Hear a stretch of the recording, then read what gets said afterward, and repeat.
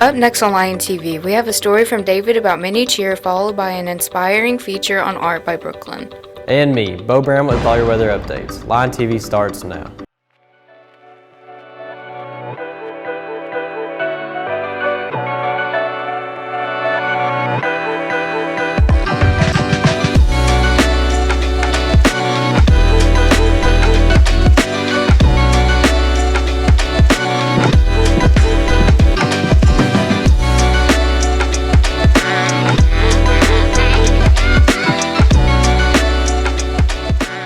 Good morning, Searcy High. Welcome to another episode of Lion TV. I'm Liz Cochran. And I'm Aubrey Jones. Today is Friday, October 24th, and we hope everyone's had a good 4-day week so far. Now let's start this day with some student announcements. Dress up dates for Red Ribbon Week are as follows. Monday, October 27th is Pajama Day. Tuesday, October 28th is Tacky Tuesday. Wednesday, October 29th is Barbecue Dads versus Soccer Moms. Thursday, October 30th is Country Club versus Country. Friday, October 31st is class colors. Freshmen wear gray, sophomores white, juniors are red, and seniors wear black. Students still need to abide by the dress code. Tabletop Society will be having a Dungeons & Dragons Halloween event from 3:30 to 6 p.m. on Friday, October 31st in room 309. It is designed to be easily accessible for new members interested in joining, and there will be lots of snacks and candy for all who participate. Contact Mr. Bernard for more information. Nominations are now open for the 2026 Arkansas Governor's School Session. It is a 4-week summer residential program for upcoming high school seniors who are residents of the state of Arkansas.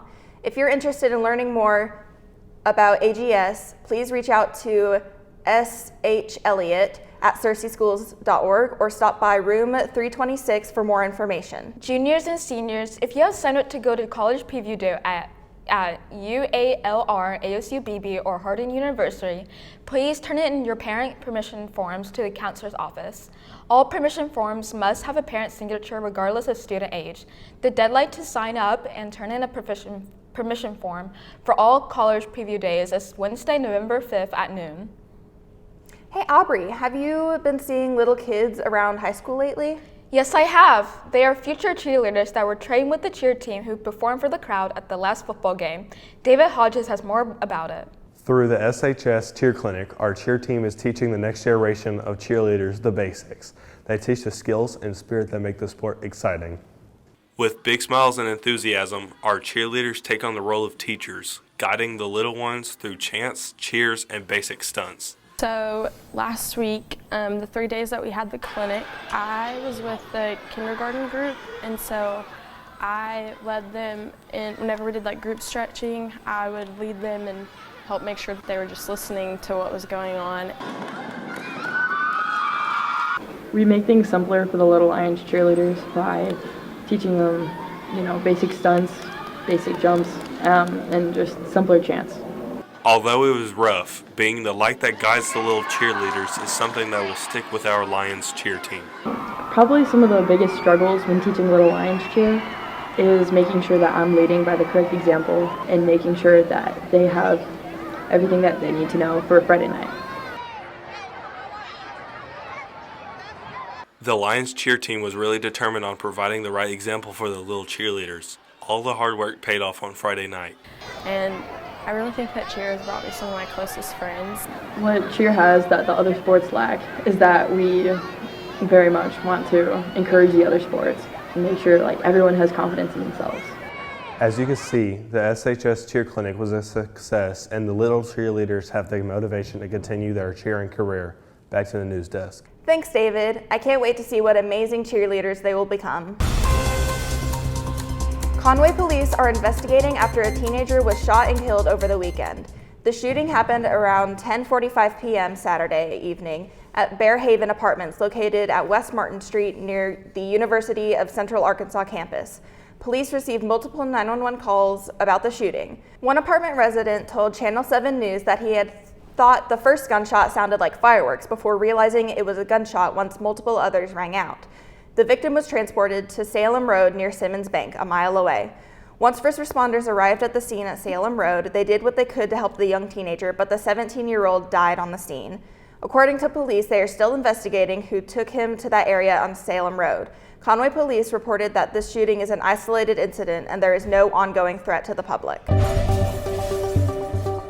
French authorities may have well managed to track down and arrest the thieves who pulled off an audacious robbery of royal crown jewels from Paris' iconic Louvre Museum, but they're unlikely to recover the national treasures. The heist took place on Sunday in broad daylight with tourists in the museum, but nobody was hurt. A lot of DNA was left at the scene by the robbers, including on the crown of the Empress Eugenie, which was left behind by the thieves as they made their getaway on motorcycles. French police also recovered a large crane lift used by the thieves to access an upper floor window of the 330-year-old museum, along with a power saw, gloves, a walkie-talkie, and a can of gasoline. Authorities have said the criminals may have intended to use the gas to burn their tools, but they ran out of time. Demonstrators across the U.S. took to the streets on Saturday as part of a nationwide No Kings rally to protest the policies of the Trump administration. The demonstrations are part of a larger No Kings movement that emerged in a first wave of protests last June from major cities to small rural towns. One of the biggest days of protests against the Trump administration's policies happened on Saturday in cities around the U.S. The overriding theme of the marches was the accusation that President Trump is behaving more like a monarch than an elected official. It marked the second massive wave of protests organized by No Kings, a network of progressive organizations fighting against Trump's agenda. Organizers said about 2,600 No Kings events were planned across nearly every state, and that it projected a bigger turnout than the 5 million it said attended its previous nationwide action in June. Hey Liz, while walking through the school, I've been seeing a lot of beautiful artworks on the TVs. That's right, and Brooklyn Shaver was able to get an inside look on what makes art important to the students. Art has always been an important part of the world, and SHS is no different. We have several students who take the time to create something from nothing, using both imagination and skill. Art's important to me because it's a form of self-expression that a lot of people don't really realize. Art's always been very relaxing to me. I've always just had a passion for art and making stuff with my hands. Art is a way for us to express who we are and our emotions. It's not just the art in traditional way, but it's also music, animation, just to create beautiful things that can make you go, wow. Something that brings us joy whenever we don't have joy in anything else. It's something that can keep us calm whenever we need to calm down. Art may look simple to some people, but it takes time and dedication to make an exceptional piece. It definitely takes dedication. Art takes time, and so many people try to rush art, but you can't rush art. Oh, art's a beast of itself. A lot of people just think, oh, you're talented, it just comes easy. It's like, it's not. So my favorite masterpiece that I've made was my metal seahorse sculpture named Stallion of the Sea, and that got accepted into the Arkansas Museum of Fine Arts Young Artists Expedition. There are many reasons why people make art, though one of the most common reasons is for yourself. Some art can be a message, some can be just expression. It's about expressing who you are and your feelings in the world around you. Some people just make art to make art just because, again, it is relaxing for them to make art. It's finding your career pathway that you like. While it can be fun to make art for yourself, artists often use their talents to give back to those they care about. I make art because I have so many ideas that I would like to make for people or for other people. I think art conveys a message. It can definitely shape who we are. I think it has a bigger impact than more people realize. Whenever we think back in history, we have political cartoons, we have drawings. A lot of stuff that's happened was because people dared to create. Our art program is helping raise the next generation of world-changing artists, and we can't wait to see the impact they have on our future. Now back to the news desk. Thanks, Brooklyn. It's nice to be able to see the amazing work that students have made in our very own school. Hey Aubrey, have you noticed that it's gotten really cold here recently? Yeah, I have, and it makes me wonder if this fall weather is here to stay. Well, good thing Bo Bramlett has all of our weather updates for us. Good morning, Cersei. Let's get into those weather updates. Today's going to be cloudy skies with a high of 70 with the rain at 15% chance and the winds at east-northeast at 10 miles an hour and the humidity at 49% and your sun rose at 7:21 a.m. On to tonight. Tonight's going to be cloudy skies with a low of 54, rain at 14% chance, and then the winds at northeast 6 miles an hour. Your humidity is going to be at 59% and your sun will set at 6:20 p.m. On to the almanac. Your last 7-day average was a high of 71, a low of 44, with the monthly average of precipitation at 4.13 and month to date at 0.97 inches. On to the 5cast. Saturday is going to be rainy skies with a high of 71 and a low of 55 at 53% chance of rain. Sunday will be rainy skies with a high of 63 and a low of 56 at 86% chance of rain. Monday will be cloudy skies at a high of 71 and a low of 54 with 24% chance of rain. And Tuesday will be partly cloudy at a high of 70 and a low of 50 with a 40% chance of rain. And Wednesday will be mostly cloudy skies with a high of 65 and a low of 43 at 17% chance of rain.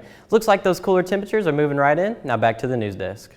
Thanks, Bo, but enough of this weather talk. I am starving.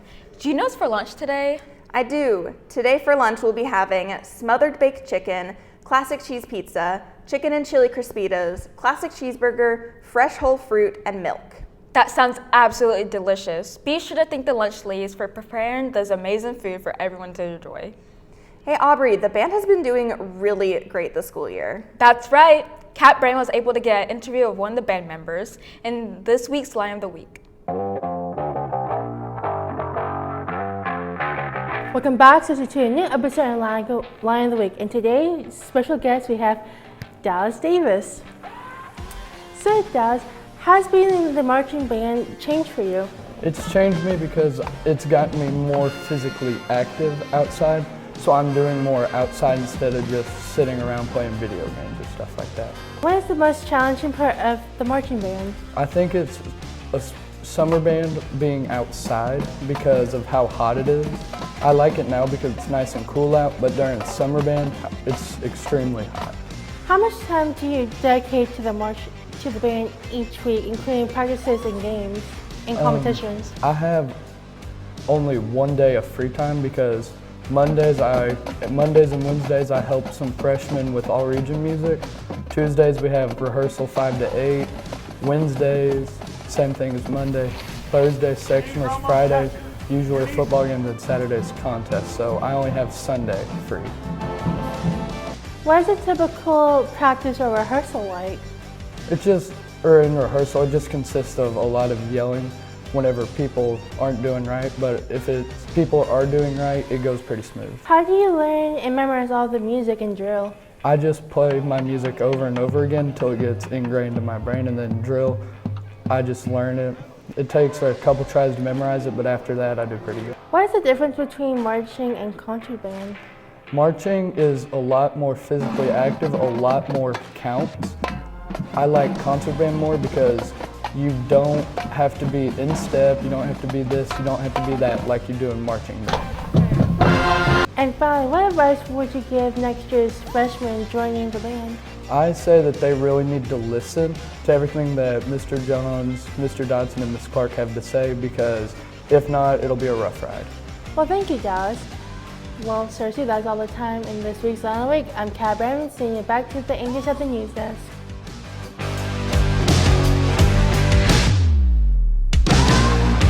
Thanks, Kat. Hey, Liz, did you hear about the big game we have tonight? Yeah, it's supposed to be the toughest game we've had all year. Let's send it over to Azariah Plord for more information.